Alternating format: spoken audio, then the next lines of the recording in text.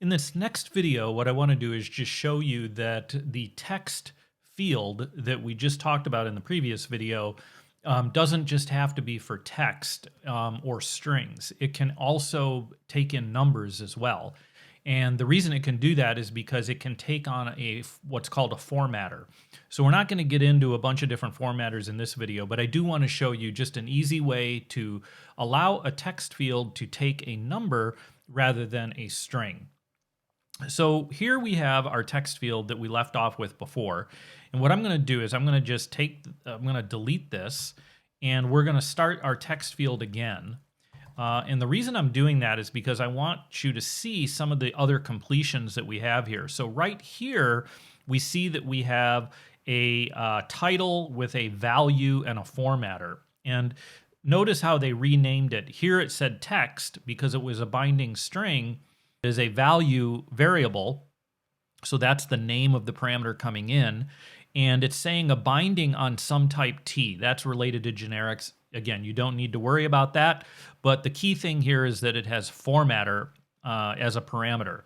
So let's go ahead and hit that, and now what we can do is say, for our placeholder text, enter a number. And then this is going to bind to some particular variable in our code that is presumably a number.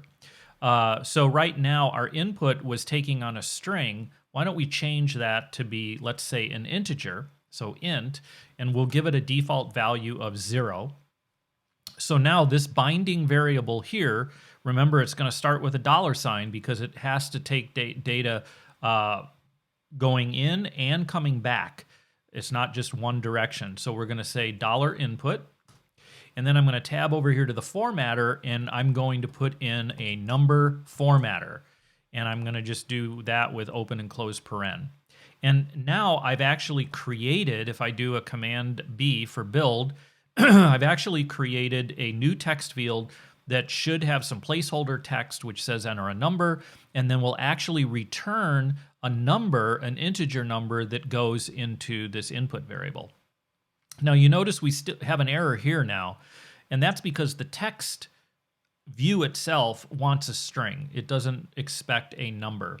So the way we can do this is we can cast the input, which is an integer, to a string. And so we'll just do that. So I'll just basically create the string, and then in the initializer, I give it a integer, and it will return the string representation of that.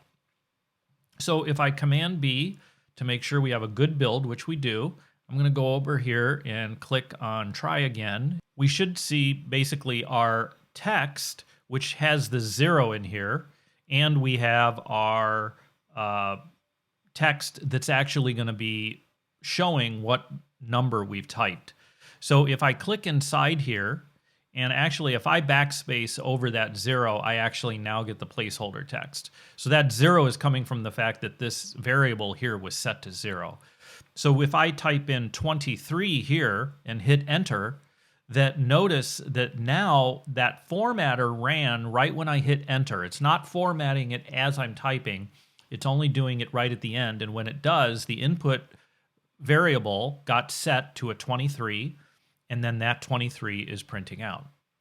Now, if we wanted to prove to ourselves that this really was a number and not just text, that means that we could go down here and I could maybe add, let's add 10 to it. So now, if I come back to here, notice I have a 0 here, I have a 10 here. Let's type in 55 and hit enter, and I get 65 there. So this is how easy it is to basically create a text field that takes a number rather than a string.